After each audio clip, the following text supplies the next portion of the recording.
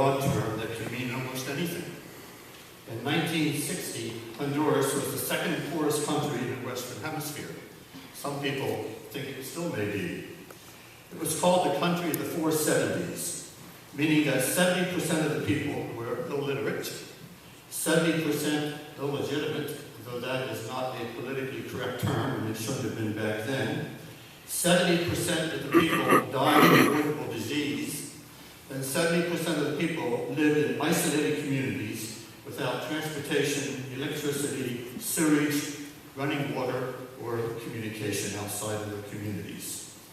A friend, Elam, and I traveled together by train to Miami, and then flew from Miami in an old C-44 two-motor aircraft, eventually landing on a dirt runway in San Pedro Sula, the second largest city.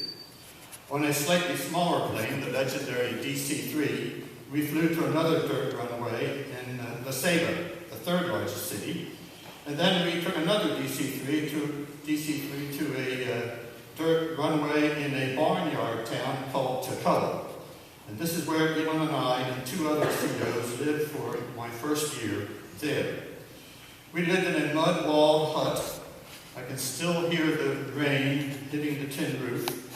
Our attached kitchen had a thatched roof and a dirt floor.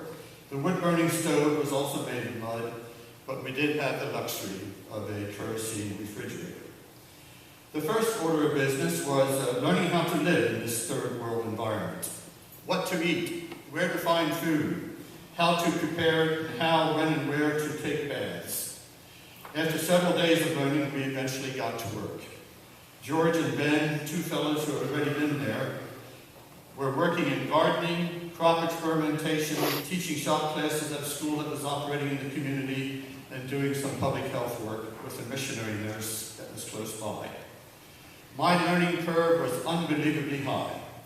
Without electricity, long before things such as battery-operated power tools, I soon discovered that the basic hand tools were the order of the day. And the most basic hand tool was one I had never used or seen before, this, a machete. A machete is a wonderful tool.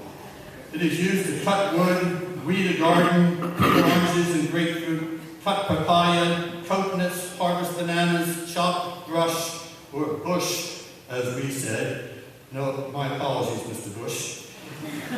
Politicians use machetes as weapons, as visual aids to emphasize their perspectives with threatening motions, like this: I am going to bring law and order to this community beginning the day I'm elected. And so I used the machete to work in gardening. I taught shop classes, worked periodically in a missionary clinic helping a nurse sew up machete wounds, vaccinate kids, and then we traveled by horseback to many isolated towns and villages to do more of the same.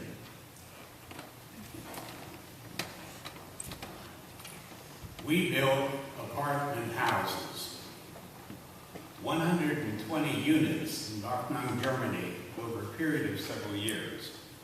I was assigned to work with Herr Lukert, the general contractor. We dug the foundations, laid the sewer lines, poured cement, laid up concrete block walls. Others worked with the carpenter contractor, putting up the rafters, laying the wooden floors, putting in the windows and doors. Another gang worked with the plaster crew, plastering the rooms and stuccoing the outside walls. We worked hard, 5 days a week. After mixing mortar and carrying the hod for several months, I became one of the masons. And I have a tool a bit less threatening than sand. After our evenings and weekends, we relaxed, studied the language, and visited the refugee families from Danzig, Poland, and the Soviet Union, who had already moved into the completed apartments. We built a meeting house for the local Mennonite congregation and were active in the youth group. Some of us formed the men's choir. Some weekends we visited other PAX units. We biked around the area. Each year we had a few weeks vacation. 8 months after arriving in Germany, I was asked to become the project foreman, responsible to take orders from the German Meister and assign team members their jobs.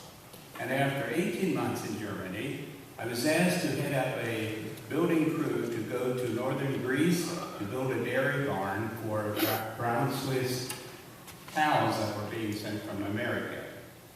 I extended my 2-year term, my 2-year assignment for several months, working there in agricultural development.